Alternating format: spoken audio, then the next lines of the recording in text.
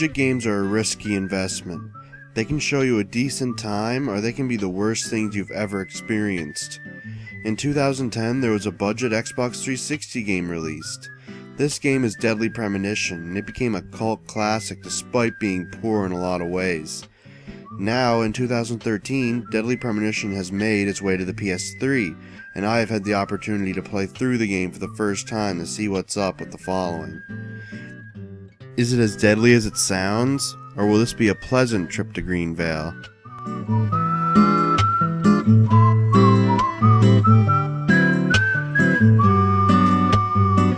The story follows one Francis York Morgan, York for short.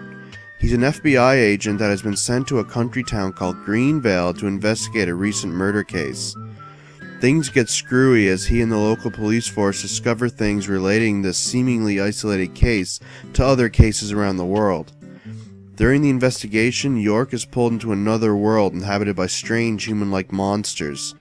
The game is full of twists, turns, and curveballs, and they all add up to an interesting story. More importantly, the game, its world, and their inhabitants are incredibly strange and strangely charming. It's awkwardly written, but surprisingly adds to the atmosphere where nothing is how it seems. It's definitely for anyone who is interested in bizarre horror games and thrillers, but it's not for everyone. Personally, I found it riveting and couldn't stop playing just to find out what happens next. It's one to remember.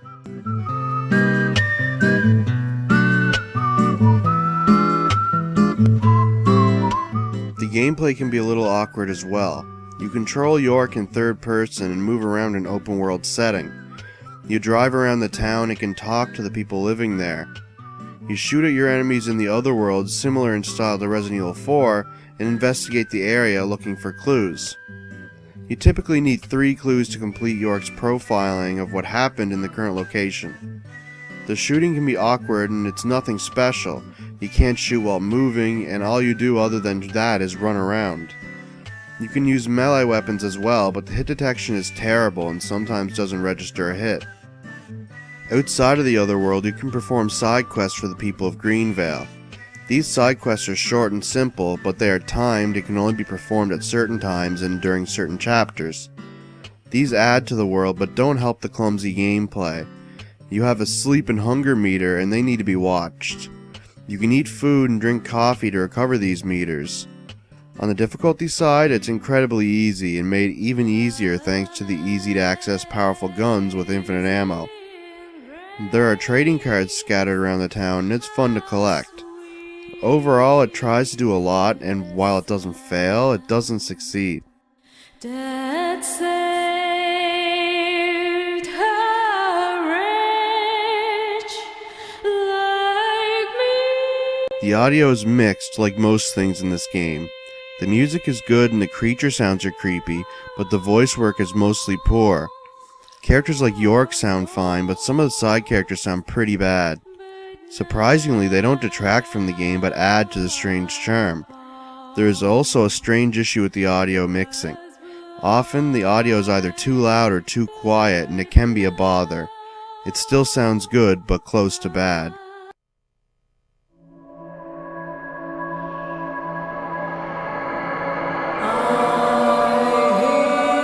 The visuals are easily the worst part about the game. Animations are bad, frame rate is bad, basic visuals are bad. The only character model that looks good is York himself. Again, this doesn't detract from the game, though the poor frame rate doesn't help. It's still charming, but it won't be remembered for its visuals.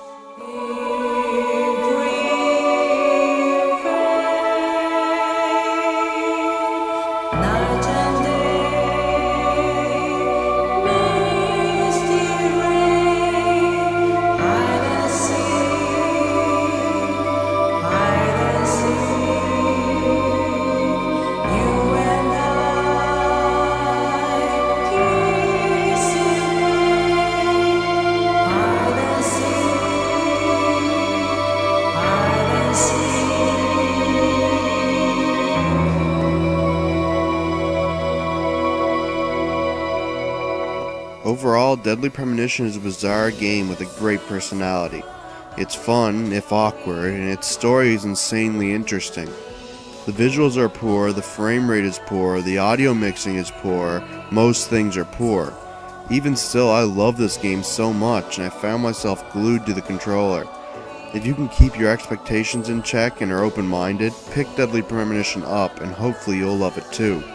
York earns himself a 7 out of 10 and earns Deadly Premonition a stamp as one of my favorite games of 2013 and a personal 10 out of 10.